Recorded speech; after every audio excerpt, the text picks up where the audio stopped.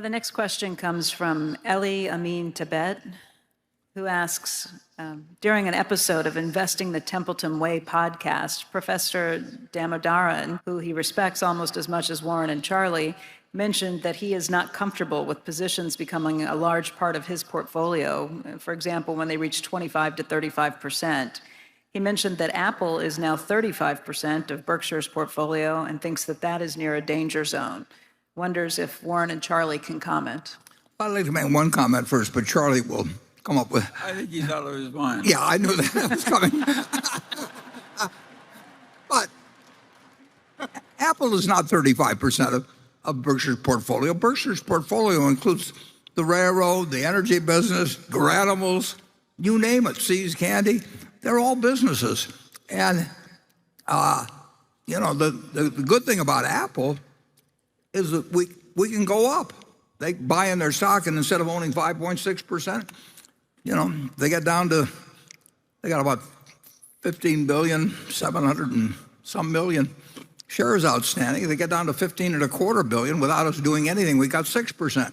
So we can't own more than 100% of the BNSF. We can't own more than 100% of Garanimals or See's Candy.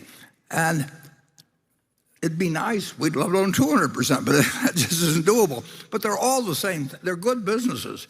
And to think that our criteria for Apple is different than the other businesses we own. It just happens to be a better business than any we own. And we put a fair amount of money in it, but we haven't got more money in it than we've got in the railroad. And Apple is a better business. Our railroad is a very good business, but it's not remotely as good as Apple's business. Apple, has a position with consumers where they're paying, maybe they pay $1,500 or whatever it may be for a phone, and these same people pay $35,000 for having a second car.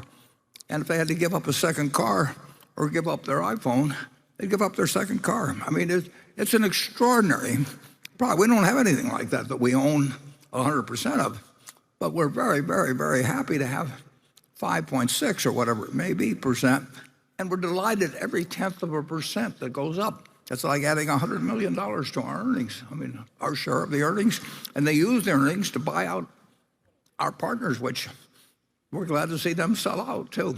The index funds have to sell if they bring the number of shares down. And, we went up slightly last year, and I made a mistake a couple of years ago, and I sold some shares when I had certain reasons why gains were useful to take that year from a tax standpoint. But having heard me say that, it was a dumb decision.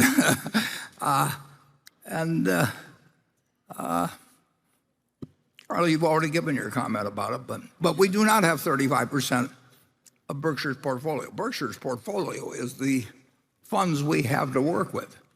And we want to own good businesses, and we also want to have plenty of liquidity. And beyond that, the sky's the limit, or our mistakes, who knows what the bottom is. Charlie, do you want to add anything to your earlier comment? Well, I think one of the inane things that's taught in modern university education is that a vast diversification is absolutely mandatory in investing in common stocks. That is an insane idea. It's not that easy to have a vast plethora of good opportunities that are easily identified. And if you've only got 3, I'd rather be in my best ideas instead of my worst. And now, some people can't tell their best ideas from their worst, and in the act of deciding that an investment already is good, they get to thinking it's better than it is. I think we make fewer mistakes like that than other people, and that is a blessing to us. We're not so smart, but we kind of know where the edge of our smartness is. That is a very important part of practical intelligence. And a lot of people who are geniuses on IQ tests think they're a lot smarter than they are, and what they are is dangerous.